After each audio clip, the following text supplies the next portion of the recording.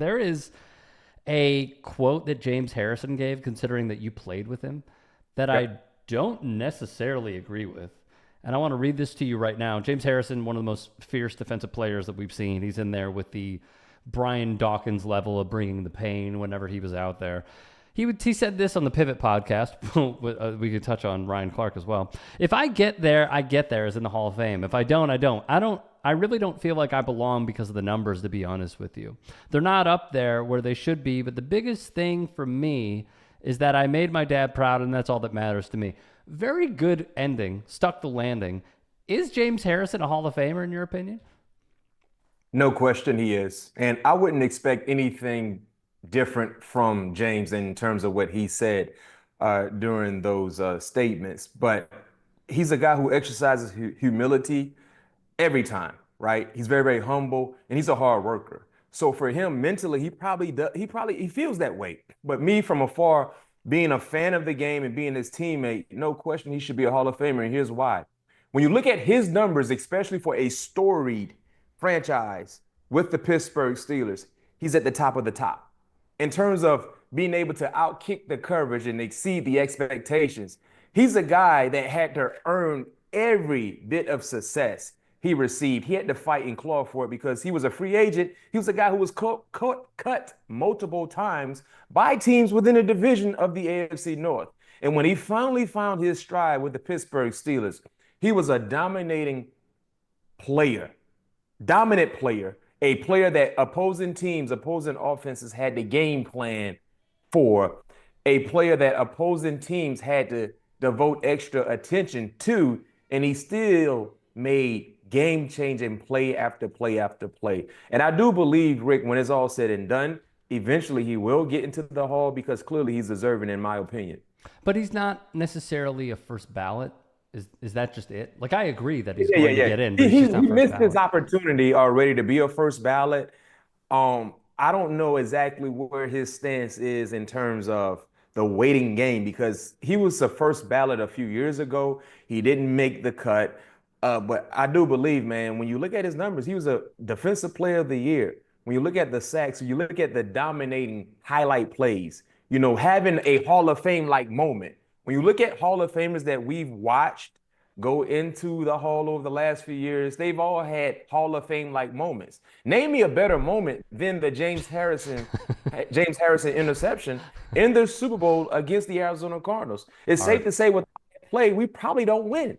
And the organization at that time was only a five-time Super Bowl winning organization. With that play that led to that victory, we became the first NFL organization in NFL history to have six sticky Lombardis. Mm. How I view it, I understand your point about moments. How I view it, and I just want to rephrase my last question. I know that he was eligible as a first ballot and he didn't get it. I just feel like there's a few different factors going in. The first is the crowded field that goes in that respective class where voters feel like James Harrison is an eventual Hall of Famer. He's just not going to get in immediately. The second thing is you're talking about a prestigious franchise.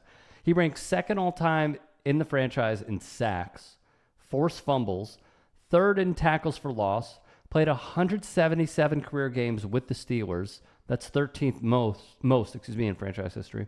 Two-time All-Pro, five-time Pro Bowler, two-time Super Bowl champ, and 2008's Defensive Player of the Year. Considering the franchise, I really don't see how anyone can shortchange him going to Canton. It's not like this is, an upstart franchise or the Houston Texans where it's rather mintly new. This is prestige.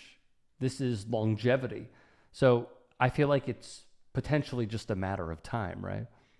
I'm right there with you. I think in due time, um, he should get that call. And to your point, okay, if he's not a first ballot, yes, we know there's a selected few that's able to go into the Hall year in and year out. But eventually, he should hear his name sooner than later because he's deserving.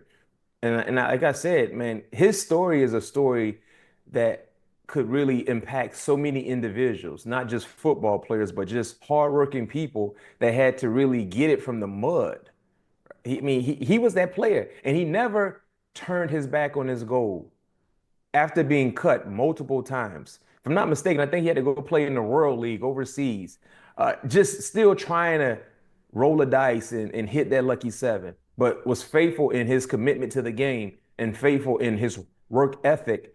And when he got that opportunity, I saw it.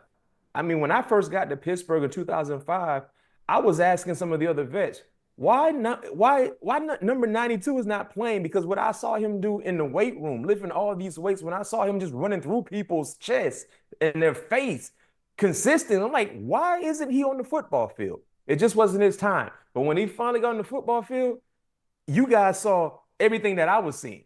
And it was a reoccurring theme for him in terms of making plays, which should warrant him, getting into the Hall of Fame. I agree. What is the craziest story you've seen of him in the weight room? Oh my goodness. So He's like a on a freak. leg day, yeah, leg day. I mean, you talking about, having four plates on there, repping them out 10 times, 15 times on a week of prep as we get ready for a game on Sunday.